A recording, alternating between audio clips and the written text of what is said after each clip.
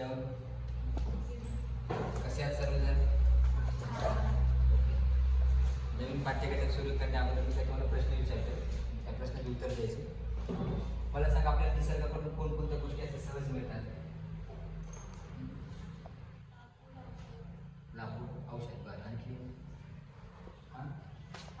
छान. पाठींबाने सांगितले की पाणी सुद्धा आपल्याला सहज मिळतं निसर्गाकडून. हवा सुद्धा आपल्याला निसर्गाकडून सहज विनामूल्य मिळते.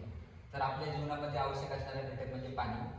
त्याविषयीची माहिती आपण आजच्या तासामधून पाहणार आहोत. त्या सगळ्यांनी वह्या आणि पुस्तक तुमच्या वह्या उघड्याच येतात आणि सगळ्यांनी आजच्या घटकाचं नाव लिहून घ्यायचं की पाणी.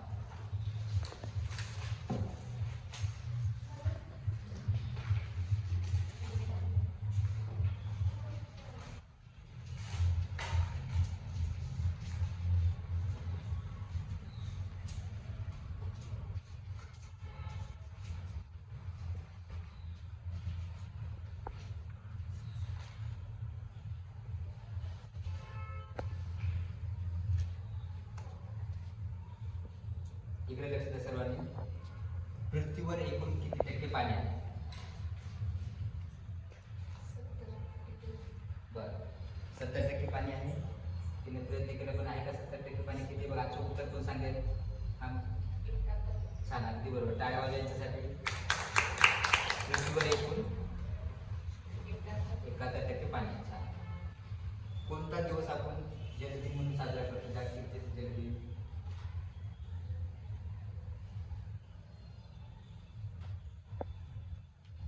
22 मार्च हा दरवर्षी जागतिक जलदिन म्हणून साजरा करतात.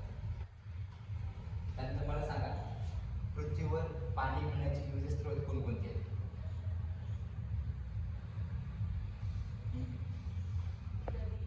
छान. नदी, त्यानंतर नाले, आणखी धरण, विहीर, ओढे, तलाव. छान. म्हणजे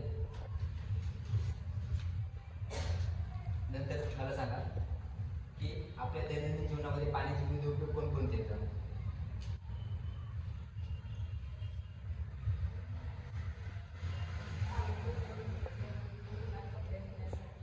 छान. कपडे धुण्यासाठी. आणखी या व्यतिरिक्त कशासाठी करतो आपण पाण्याचा उपयोग? सांग श्रेया. पिण्यासाठी सुद्धा पाणी वापरतो. त्यानंतर स्वयंपाकासाठी पाणी वापरतो.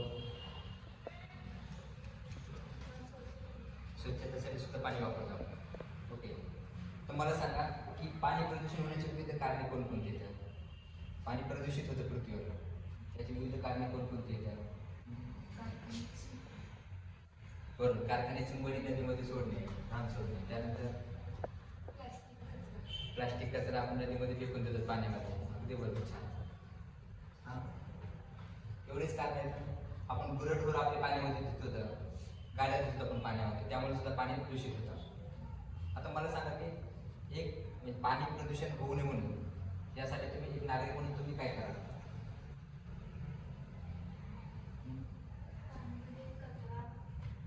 छान, अगदी बरोबर. की पाण्यामध्ये कचरा टाकणार. या व्यतिरिक्त छान सांगितलं. म्हणजे गाय ढोरं देत आपण ते बाजूला धुणार, पाण्यामध्ये प्रत्यक्ष नाही धुणार तिथे नदीमध्ये. अगदी बरोबर. छान. पाणी प्रदूषण टाळण्यासाठी शासनाने काय करायला पाहिजे असं आपल्याला वाटतं? करा, विचार करा, सांगा काय काय केलं पाहिजे शासनाने.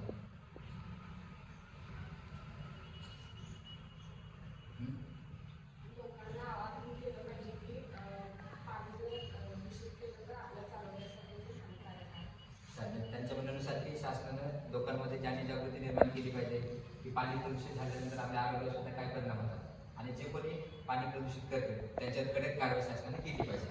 अगदी बरोबर.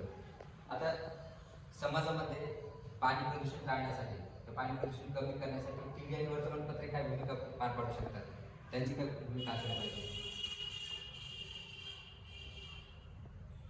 काय करू शकतात टीव्ही आणि वर्तमानपत्र?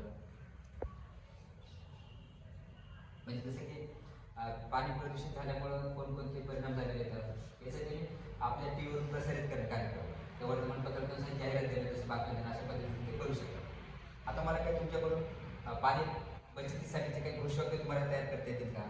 सांगता येतील का काही पाणी बचतीसाठीचे? हां सांगा. छान, अगदी बरोबर. पाणी अडवा पाणी जिरवा हे एक घोषवाक्य झालं. दुसरं कोण सांगेल?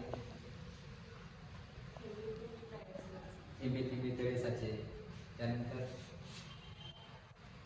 जल है तो कल है, बरोबर की नाही? पाणी प्रदूषण टाळण्यासाठी किंवा पाण्याचे संवर्धन करण्यासाठी काही एनजीओच काम करतात. त्या एनजीओची नावं तुम्हाला सांगता येतील का?